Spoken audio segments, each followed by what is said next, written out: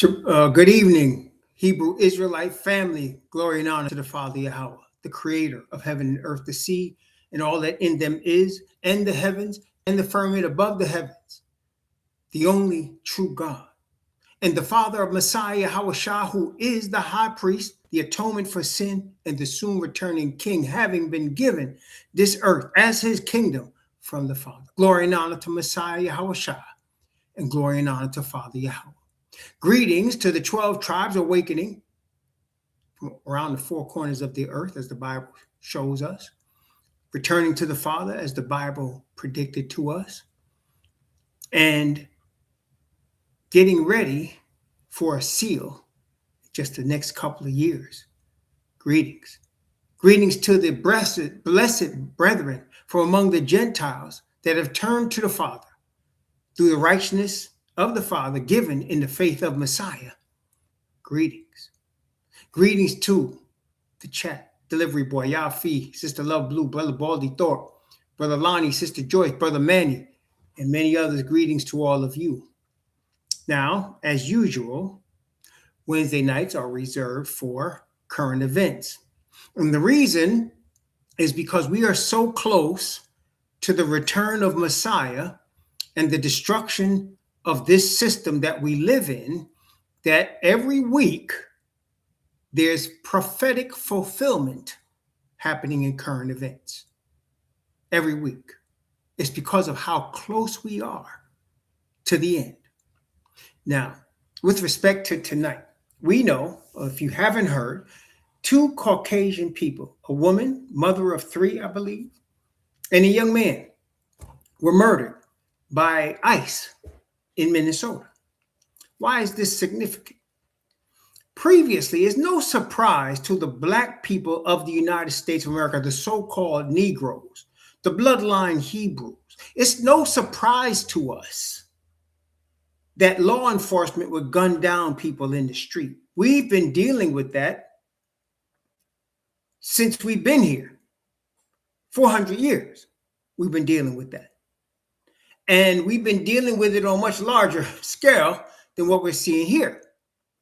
So why is this significant? Well, it's not significant to the Hebrews, but it is significant prophetically in that prior to now, everything that happened to the Hebrews was ignored by the white community. Tell me I'm lying. For the most part, everything that happened to the Hebrews, lynchings, slavery, Jim Crow, discrimination, exploitation, redlining, crack in our neighborhoods, heroin in our neighborhoods, everything that has happened to us was ignored by the white community. Because why? Because it did not affect them. We talked about this last week. When even recently, when we're talking about Tamir Rice, we're talking about Sandra Bland, we're talking about Ahmaud Arbery, we're talking about Tyvon, I meant to say Martin, the Martin young man, and others, many others, Breonna Taylor. All of these, Trayvon Martin, thank you, 2 shots, I'm getting old. Trayvon Martin, and many others.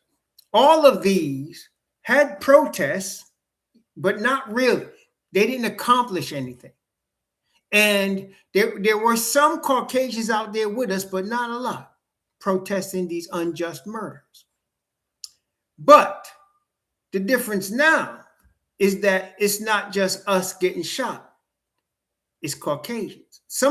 I saw somebody on Facebook said prior, or maybe it was YouTube, that prior to now, the white woman was sacred so that she wouldn't get hurt, and that now that has changed. No, it hasn't changed. It hasn't changed at all. The white woman and the white man are still sacred. So what definitely changed? This is what happened.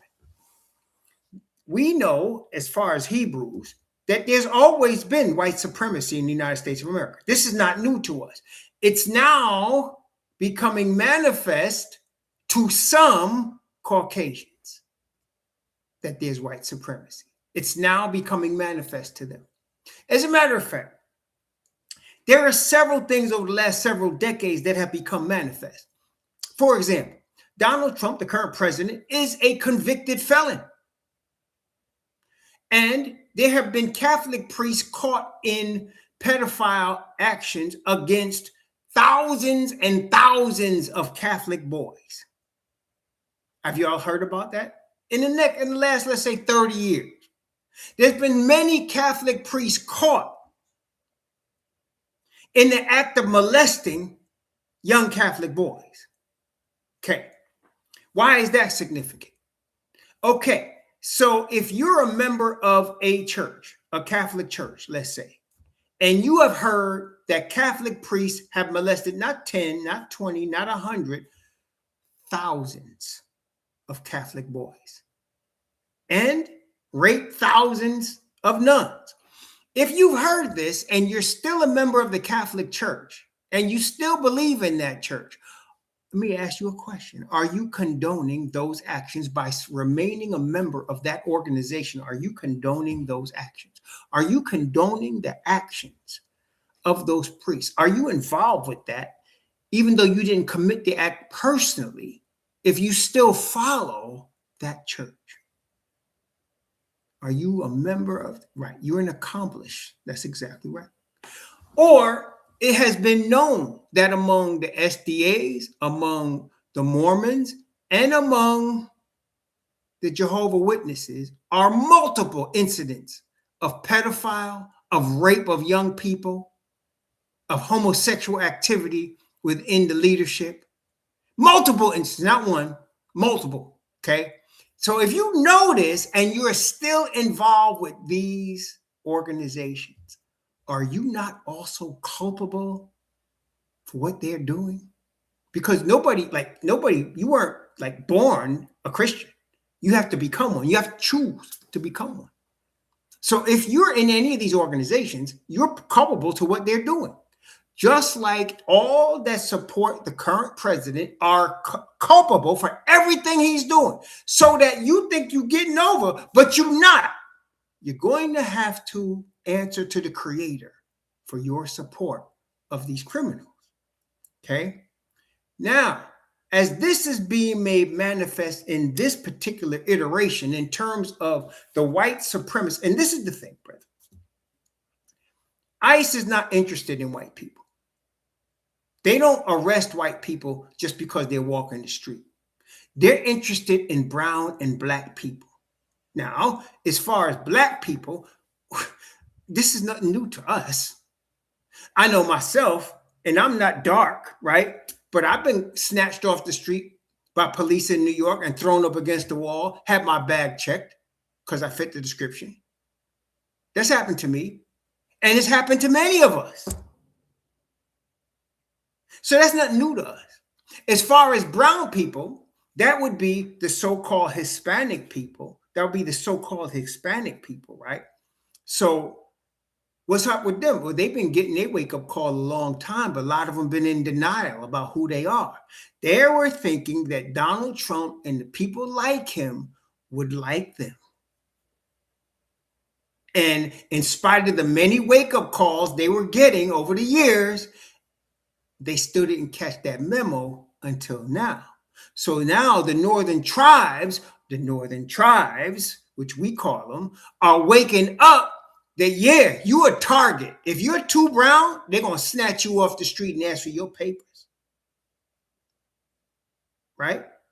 So if you're from Nigeria, Liberia, if you're from Panama, if you're from Dominican Republic, if you're from El Salvador, you can come in any shade, but don't think you're getting over. Matter of fact, the truth is they're showing you you're not getting over. So that ICE can come in any neighborhood and ask for your papers, and you better have them ready. And even if you do, they still might snatch you and put you in a detention center and decide to send you somewhere and have your family try to go fish you back. They could do that. Okay? And they are doing it. Now, what happens to the Caucasian? What is really being said now, prior to now, as we have talked about, and we're going to show you some scripture, but prior to now, the Caucasians have mostly kept to themselves. The ones that have stood out, like the John Brown, the sister from Detroit that got murdered on this, on this highway and in the South in the 60s, and the 3 young boys, including 2 Caucasians that got murdered in Mississippi. With those unusual situations, most of the time, the Caucasians stick to themselves because they understand if they don't open their mouth, if they don't say nothing, they will keep their white privilege. They understand it. So they keep their mouth shut, they keep their head down, they don't get involved. Unless they're among the loud ones that are openly cheering for these injustices. But generally, they keep their head down. They don't want to be bothered. They don't want to talk about it. They'll whisper to each other about it, but they really won't stir no pot about anything because they want to keep safe. And for them, safe means staying within your white privilege. When you start challenging ICE, and ICE is a government organization, I'm not lying there. When you start challenging ICE, they're letting you know, we will kill you. This ain't your fight. Stay out of it, like you've been doing for the last 400 years. Stay out of it. That's what they're saying. So that now, the Caucasians have a decision to make. Should they stay out of it? Or like the 2 people that we see on the thumbnail, should they protest against it and risk their lives? The ones that's protesting against it, I submit to you, belong to the Most High, because what they're doing is defending. There are 2 guys I was looking at just today, both military veterans, and very upset. One said, we swore an oath to the Constitution. And he said the Constitution's being broken. These both are Caucasian men, by the way, military veterans. And he said, I'm going to stand up for the Constitution. And he's out there doing that at the risk of his life because he believed, he's a true believer in the falsehood that the Constitution means something. It don't, but he will stand up. The other one, a Caucasian man, said, we should have listened to the Black people. I got to put that in the script. You know what? I don't have it in the description box now, but I'm going to put it in there. He said, we should have listened to the Black people when they were protesting. We should have listened to them because they were right, he said. Because now these 2 men are awakening to the crimes that the government is perpetrating. And they've made a decision to take a stand against the crimes. Okay? Now, most others are going to hide in their privilege. That brings me to what we're talking about, what's really happening. First, let's talk about the seal. Let's talk about the seal of the Most High. Let's go to Revelation first, and then we'll get some other witnesses about the seal, okay? So let's start at Revelation. Let's go with Revelation chapter 7. We know the scripture, Revelation chapter 7 from verses 1 down to verse 3. Actually 4. Revelation 7, 1 to 4. Because in order to understand the counterfeit, you must look at the true bill. You see what I'm saying? So when I was managing a bank, I used to manage bank branches years ago. But what we used to do was teach the tellers what a real bill looked like. A real 100, a real 50, a real 20, a real 10, real 5, real 1s. Because when you see the real and you understand what it feels like, what it looks like, when one that's not real comes into your atmosphere, you will recognize it, right? So that's why by looking at the truth, you can tell what the lie is. So when we talk about receiving the mark of the beast, you must understand the mark of the Most High. Does that make sense, y'all? Because the mark of the beast would be opposite of the mark of the Most High. Now, the Asatan is not that original that he can come up with his own mark, okay? But he's going to copy the Most High.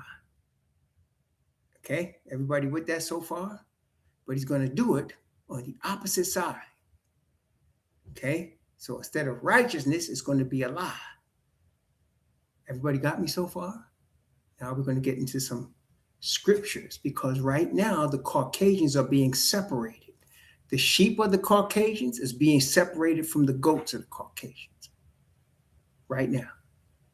And you know what I have found? I was praying over this really and analyzing this in my spirit. What I have found is the Caucasian people that have joined the ranks of the Israelite people generally have rejected the lie that white men are infallible. They've rejected it because they have seen different up close and personal. Either they've heard them really talk behind the scenes how they really feel, and they found it so ugly they couldn't deal with it, and they decided, nah, all this white supremacy ain't working. Or they've been victims of it themselves. And either way, the fallacy of white supremacy has been exposed to them, and they reject it. And I found this to be true among those that come to us and receive the truth. They have seen for themselves the truth that there is a thing called white supremacy. There is a white privilege, and the white folks don't deserve it. And if like I said, either they've experienced this firsthand, or they have heard and seen it for themselves. And they decided, I'm rejecting that, which leads them to the truth. So let's look at the true sealing. This is Revelation chapter 7 from verses 1 to 4. After these things, I saw 4 angels standing on the 4 corners of the earth, holding the 4 winds of the earth, that the wind should not blow on the earth, nor on the sea, nor on any tree. And I saw another angel ascending from the east, having the seal of the living Most High. And he cried with a loud voice to the 4 angels to whom it was given to hurt the earth and the sea, saying, hurt not the earth, neither the sea nor the trees, till we have sealed the servants of our Most High in their foreheads. And I heard the number of them which were sealed, and there were sealed 144,000 of all the tribes of the children of Israel. So you can see there's a seal of the Most High in the foreheads of his chosen ones in these last days. Let's just get this is the same witness, is not a second witness. Revelation, this chapter 7. We're going to look at the same witness, just another backup before we move on to other witnesses. This is Revelation chapter 14, verse 1. Revelation chapter 14, verse 1. It says, and I looked, and lo, a lamb stood on the Mount Zion, and with him 144,000, having his father's name written in their foreheads. So in both cases, the Bible in Revelation talks about having the father's name written in the forehead. Okay? We submit that this forehead writing constitutes the sealing of the Spirit of the Most High. Okay? So we have sealed the servants in their foreheads, right? So we submit that this constitutes a sealing of the Most High on his servants. Does that make sense, y'all? Well, let's show some. I'm going to read Ephesians. This is our second witness. We had Revelation. So now we're going to Ephesians. Ephesians chapter 4, verse 30. Ephesians chapter 4, verse 30. And grieve not the Holy Spirit of Yahweh, whereby ye are sealed until the day of redemption. So Revelation says, don't let the winds hurt the earth until the servants are sealed. It also says that I saw the Lamb with the Father's name in their foreheads, and the seal is going to be in the forehead. And Paul is here telling us that the seal is done by the Father's Spirit. So far, we got 2 witnesses. Are we understanding this so far? Are we understanding this so far? So we got 2 witnesses so far. That makes sense, y'all? Got 2 witnesses so far of the seal. Not quite done, or not done yet, but let's stop here just to make sure we haven't left anybody behind. So we have 2 witnesses of the seal. Let's go to a third witness of the seal in Gospel of John, chapter 3, We're studying John, and we already went through this part. But for our purposes here, let's take a look. Our third witness is the Gospel of John. Well, actually, I'm not even going to count this as a third witness. And y'all should know why I'm not counting this as a third witness. Why am I not counting this as a third witness? So it's a third scripture now, but I'm not counting it as a third witness. This is still two witnesses. Why?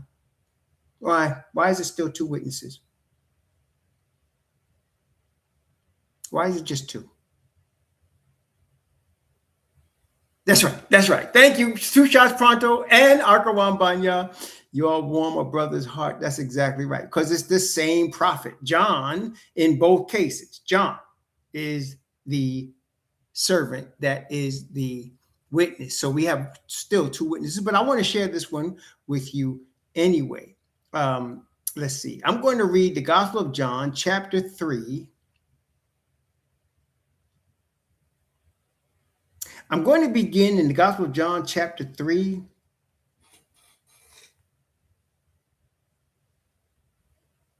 I'm going to start at verse 30. I'm going to start at verse 30 and read from verse 30 down to verse 36. Gospel of John, chapter 3, from verse 30 to verse 36. Yes. He must increase, John the Baptist is speaking here. He must increase, but I must decrease.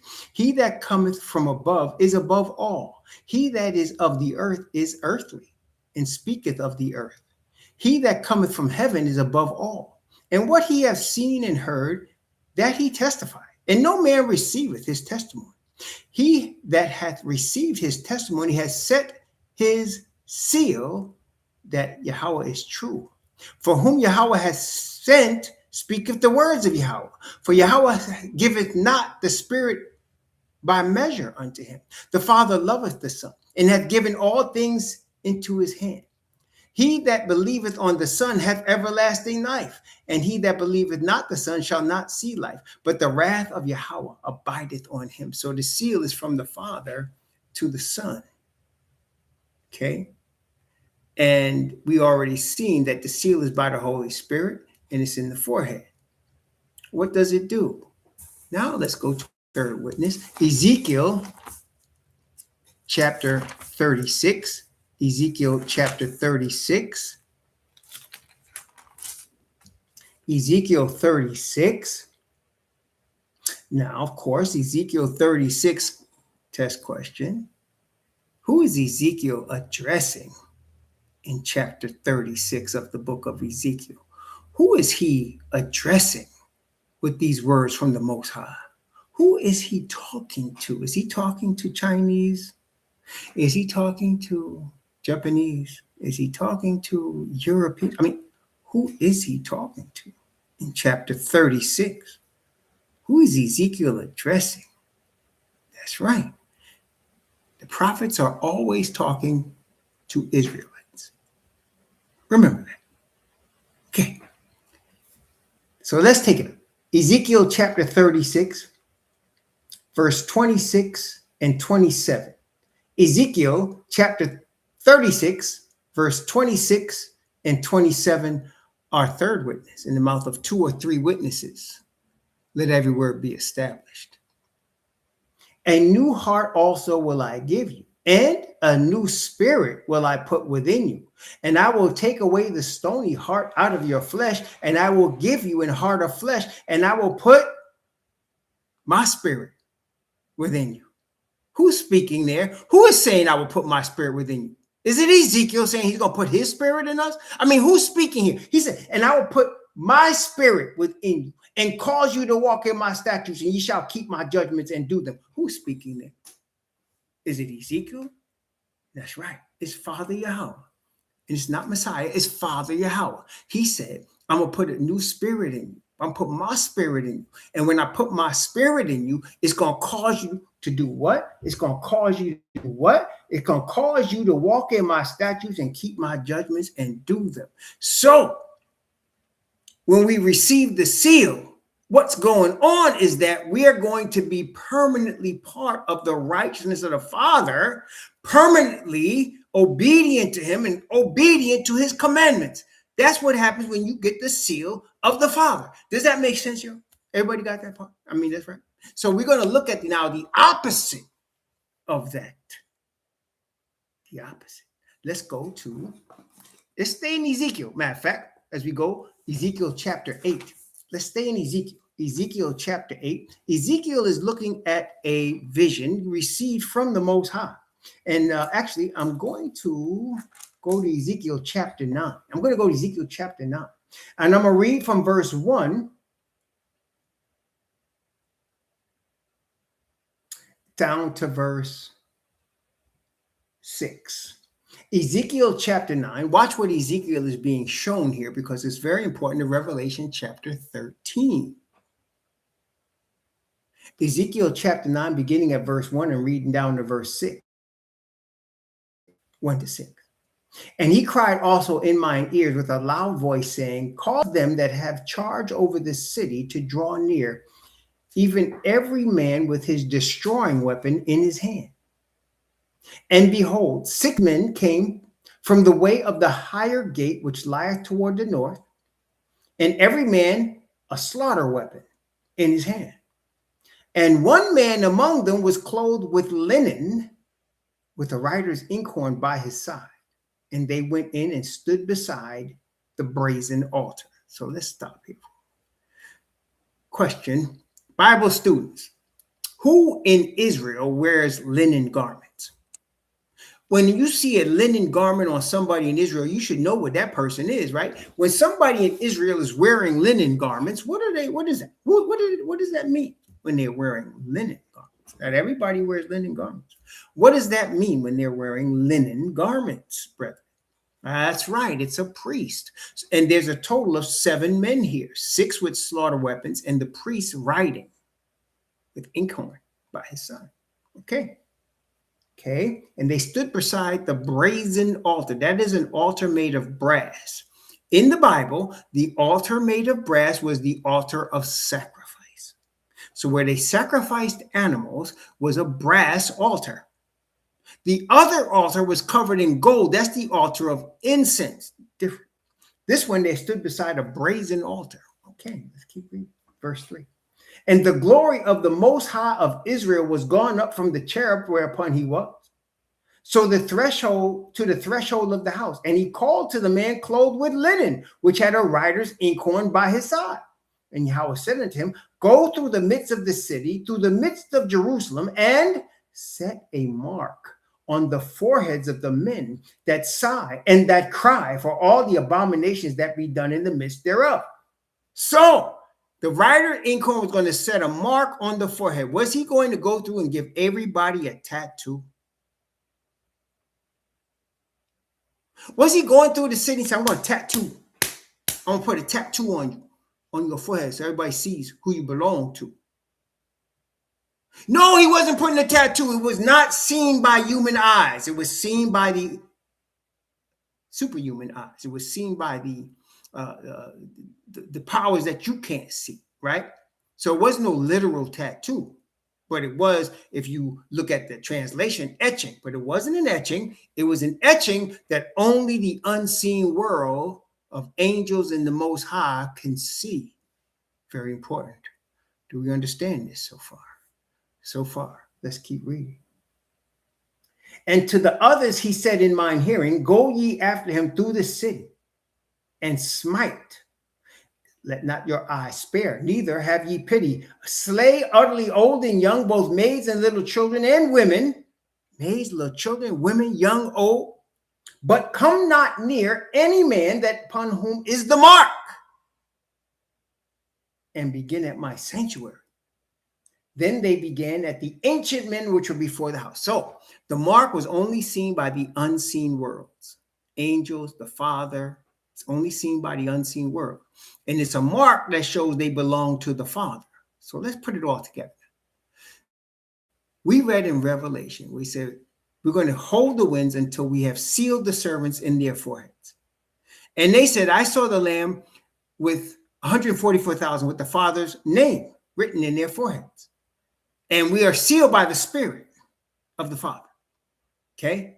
And we're obedient when we receive the seal. We're permanently obedient. Our character is locked in to the Father when we receive the seal. Okay, so there's a mark, but man can't see it. So that brings us to Revelation chapter 13. And that brings us to the Caucasians that are now being sealed. Revelation chapter 13. See, brethren, we are rapidly headed to the mark of the beast. Most people don't realize it. They don't even know what the mark is. We just read it's an invisible mark. Okay, it's an invisible mark. But instead of it being marked, the mark of the beast being for Yahweh's people, the mark of the beast shows who belongs to Asatan. Everybody got that so far? The mark of the beast shows who belongs to Asatan, who are his. Let's take a look. Revelation chapter 13. Let's see. I'm going to begin at verse 15 and go down to verse 17. Revelation chapter 13 from verse 15 to verse 17. And he had a power to give life unto the image of the beast, that the image of the beast should both speak and cause that as many as would not worship the image of the beast should be killed. And he causes all, both small and great, rich and poor, free and bond, to receive a mark in their right hand or in their foreheads, and that no man might buy or sell, save he that had the mark, or the name of the beast, or the number of his name. Okay. So this mark in the right hand or the forehead. Now we know the forehead already. When you receive the mark in the forehead, you are sealed. Now, when it's the mark of Father Yah, you're sealed in his righteousness. What would it mean if you're sealed in the devil's seal? You're sealed in a lie. Does that make sense, y'all? You become sealed in a lie. And what does that mean? Just like those sealed for Father Yah have his mark and reflect his glory, those sealed in the forehead for Asatan are completely opposite. They are sealed in the devil's character of lies. And they actively work for the devil. But what about the right hand? The right hand. Let's see. First, let's look at Paul again, Galatians. And we're now looking at this because this is now what is actually happening. Those that are standing for the right are not far from the kingdom. Those that are cheering for the wrong are getting sealed. Galatians chapter 2. Galatians chapter 2. Going to read Galatians chapter 2. I'm going to begin at verse 7 and read down to verse 10. This is Galatians chapter 2 from verse 7 to verse 10. Ready? But contrariwise, when they saw that the gospel of the uncircumcision was committed unto me, as the gospel of the circumcision was unto Peter, for he that wrought effectually in Peter to the apostleship of the circumcision, the same was mighty in me toward the Gentiles. And when James, Cephas, and John, who seemed to be pillars, perceived the grace that was given unto me,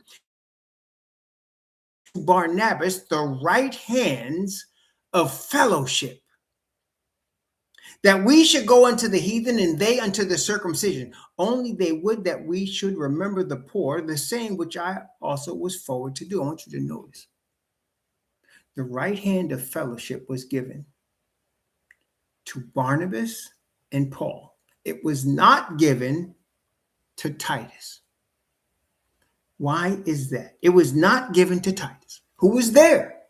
Why was it only given to Barnabas and Paul from Peter, James, and John?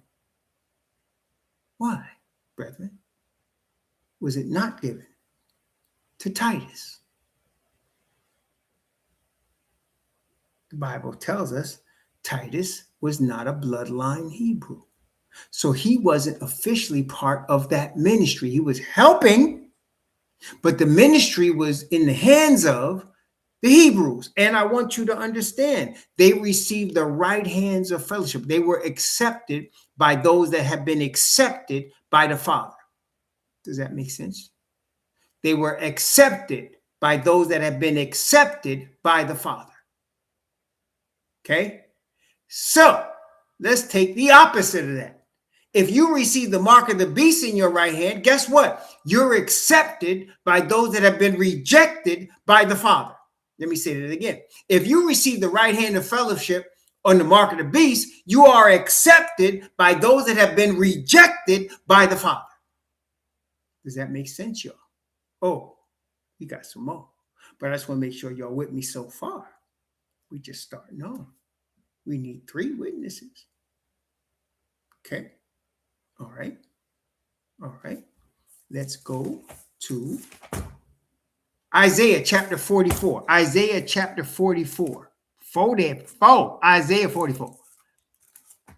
Oh, yes. Isaiah 44.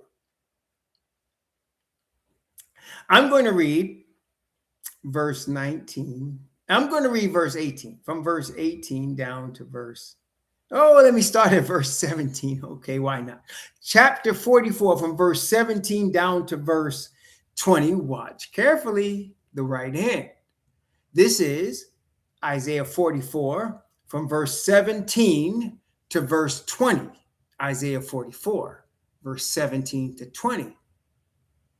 And the residue thereof he maketh a god, even a graven image. He falleth down unto it and worshipeth it and prayeth unto it and said, deliver me, for thou art my God, lowercase g. They have not known nor understood, for he hath shut their eyes that they cannot see, and their hearts that they cannot understand. That should sound familiar.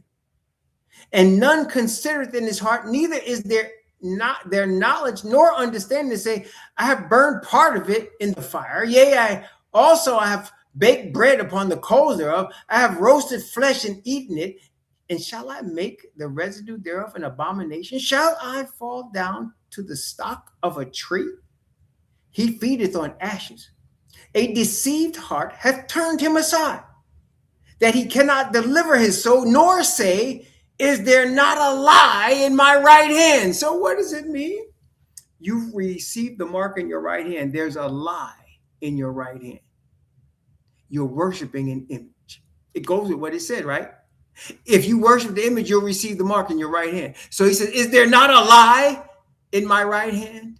So now the right hand, we got 2 witnesses. One of them says we have entered into permanent fellowship with a lie. And it's in our right hand. We have joined forces with it. So far, so good? We're not finished. Ecclesiastes. Let's see. Ecclesiastes chapter 9, I believe. Let me just make sure I got it right. Yes, Ecclesiastes chapter 9.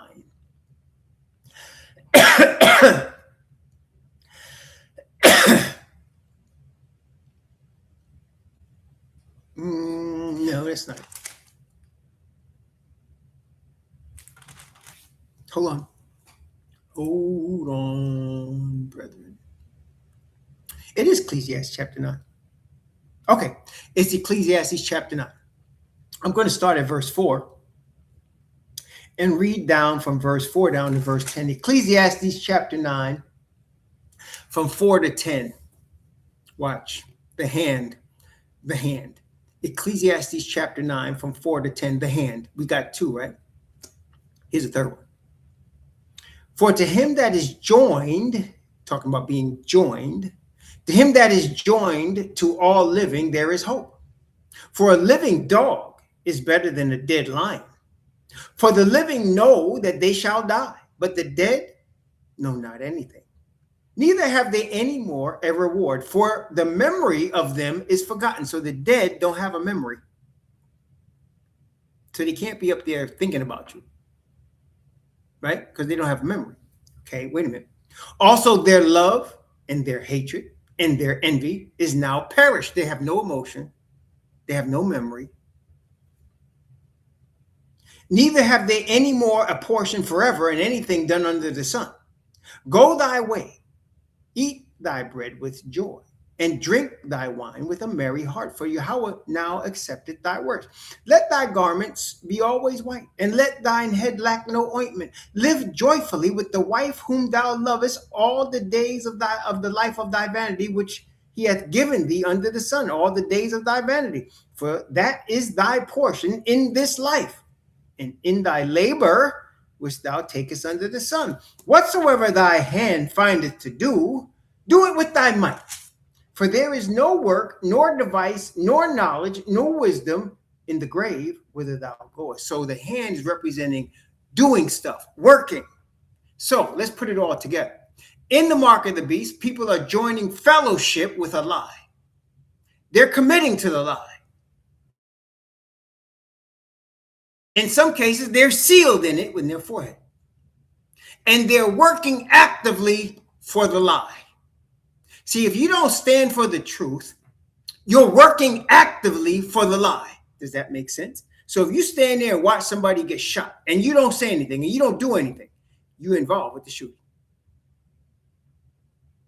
If you're watching a people be raped and robbed and you don't say anything, you don't do anything, you're involved with what just happened.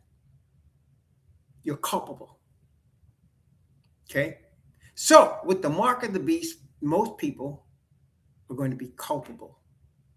They're going to be involved, even if they don't do anything, even if they just try to hide behind their white privilege. They won't be able to in the judgment. Okay? What we are now seeing is there are Caucasian people in America taking a stand against what they are seeing. And they're specifically taking a stand in what is happening to Black and brown people. And they're consciously understanding they're taking this stand and they're risking their white privilege. Whereas, and these people that are doing this are the minority. Whereas the majority will hide behind their white privilege in your right hand. Or they'll be actively cheering on the injustice in the forehead. Does that make sense, y'all? See? So ice in the forehead. Those that are cheering it on, don't tread on me, in the forehead. Those that are just staying quiet behind their white privilege, in the hand. Does that make sense, y'all? Those taking a stand against it are not receiving either, because they're taking a stand for the truth. Right. See? So this is what's going on right now. It's already starting. This is the thing, brother.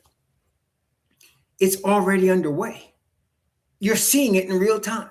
People have to make a stand. Either they stand for the right or they don't. Now, taking it a step further, there are people that are repentant about what their ancestors have been involved in. They're also taking the stand. So they're realizing, there are people that are now realizing from among the Caucasian crowd that are realizing there really has been white supremacy in the United States all along. The Black people were right. They were being mistreated. The government is oppressive. They're realizing this, some for the first time. And it's causing them to rethink everything. And this, I submit, is an opening for the Spirit of the Most High to bring them closer to the truth. It won't be a majority, but as you can see, even though it's not the majority, there are a lot of people out there taking a stand for the truth, right? There's a lot of people out there taking a stand for the truth, risking themselves, okay? A lot of folks, man. So, matter of fact, the day that the Alex brother got murdered a few days ago, there was a Northern Tribe dude telling them, get up off him. And because he was Northern Tribe and they saw it, they arrested homie. They end up letting him go because he had all his papers. But they arrested him. They chased him and arrested him because he had the nerve as a brown person to tell them they were doing wrong. See, there are people taking stands. The awakening among the Gentiles and the northern tribes is underway. And we praise the Most High. We are unfortunately sad that there's people that have to die. But we knew already, the Bible says, there are those that were beheaded for the witness of Yahushua. We're seeing it. They're being murdered. Like as we were. And like as we've been. Like Sandra Bland, Breonna Taylor, Ahmaud Arbery, right? Like all the brothers, hundreds and hundreds and hundreds and hundreds of us, going all the way back 400 years. That is why it appears like to the Hebrews, they go, why? We ain't surprised. This ain't new to us. And we've been telling y'all for 400 years. We've been telling y'all for 400 years. But now some of you are awakening and realizing, dang, they've been speaking the truth the whole time. They are right. This is wrong. Our government is wrong. See, some are being fooled into thinking it's just Donald Trump. Not everybody. Donald Trump is just a figurehead. Remember, the beast that looks like a lamb and speaks like a dragon is under the control of the first beast. And remember, there are 3 Abrahamic religions that dominate the earth, Christianity being number 1, Judaism, and Islam. Now, the thing about Judaism is not dominating in terms of numbers of adherents, but they are dominating the money game, Federal Reserve, media, Hollywood, right? And entertainment. They are dominating that, aren't they? And then, of course, you have Islam. Okay, so now you can see all that is coming together. And brethren, it's coming together at both a speed and an intensity, unlike any other time in the history of the planet. Again, I like to bring up that you and I have been brought into existence at this time. And as we all know, there's no coincidence with the Heavenly Father. He brought us into existence and into this truth now. And brethren, you're going to play a role on this stage. You know, it's like what H. Rap Brown, his earlier name, said when they saw all of in the late 60s, when Martin Luther King was killed, Fred Hampton was killed, and they started seeing all of this destruction happening in the cities. And H. Rap Brown said, this is just a dress rehearsal for the future revolution that's to come. What you're now seeing is the dress rehearsal. When the Father get ready to deliver us, that's the revolution that's going to come. Okay. A revolution. What is a revolution? It's a turning. It's a turning over. Revolution. Spinning. It's turning the system. The last great fight of the Gentiles is not going to be against us. It's going to be against our Father and our Messiah, Yahushua. Not white Jesus. He doesn't exist. White Jesus doesn't exist. Messiah, Yahushua, Lion of the tribe of Judah, oh, he exists. And they're going to be fighting with him. And they're going to have a bad day. May the Most High bless you and keep you. May he cause his face to shine upon you and be gracious unto you. And may he lift up his countenance upon you and give you peace. I am going to put the video I was talking to you about in the description box so you can see it for yourself. But till then, shalom.